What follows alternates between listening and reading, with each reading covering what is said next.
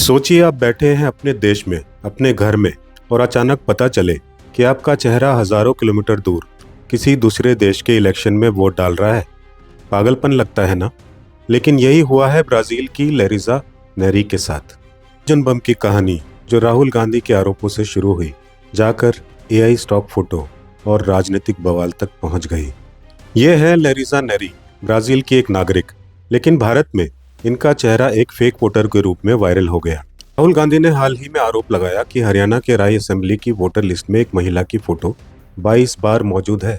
बस नाम बदले हुए हैं, सीमा, स्वीटी, सरस्वती, रश्मि, विमला, और यही फोटो लेरिजा की थी।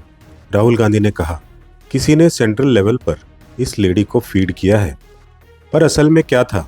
लेरिजा का कहना है, शुरुआत में तो मुझे लगा जैसे कोई एआई का मजाक है। मुझे हंसी आई, फिर डर लगा। वो बताती है फोटो करीब 8 साल पुराना है। जब वो 20 साल की थी, उन्होंने ये फोटो अपने एक फोटोग्राफर दोस्त के लिए खिंचवाई थी। बस घर की दीवार के सामने, कोई प्रोफेशनल शूट नहीं। फिर अनस्प्लैश और पेक्सेल्स जैसे फ्री स्टॉक वेबसाइट्स पर woman wearing blue denim jacket नाम से उपलब्ध है, जहां से कोई भी इसे डाउनलोड कर सकता है। लेकिन अब तक जानते हैं, अब तक 4 लाख बार डाउनलोड हो चुकी है। मतलब किसी ने वहां से फोटो उठाई और हरियाणा के वोटर लिस्ट में डाल दी। लेरिजा कहती है, मैंने कभी भारत नहीं देखा, ना राहुल गांधी को जानती हूँ, किसी राजनीति में नहीं, यहाँ तक कि ब्राजील में भी नहीं। और अब तो वो अपने वकील की सलाह ले रही हैं, क्योंकि किसी की तस्वीर का गलत इस्तेमाल करना एक कानूनी अपराध है। राहुल गांधी का दावा है, हमारे पास 100% सबूत हैं कि ये सेंट्रल ऑपरेशन था।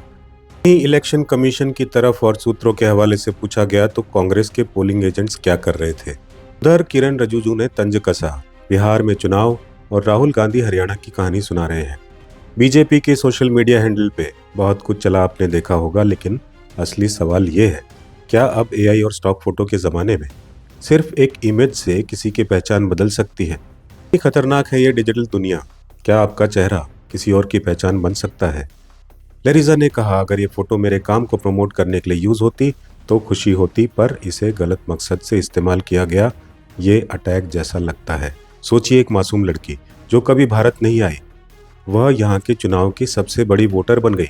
ये कहानी सिर्फ लेरिजा की नहीं, हम सब की है, क्योंकि डिजिटल दुनिया में तुम्हारा हो सकता है, पर कहानी कोई और लिख सकता है। सवाल सिर्फ एक फोटो का नहीं, भरोसे का है, और भरोसा सबसे आसान चीज़ है खो देने को। चेहरों की दुनिया में अब चेहरों की पहचान कहाँ? हर नकाब के पीछे छुपी है एक नई कहानी वहाँ।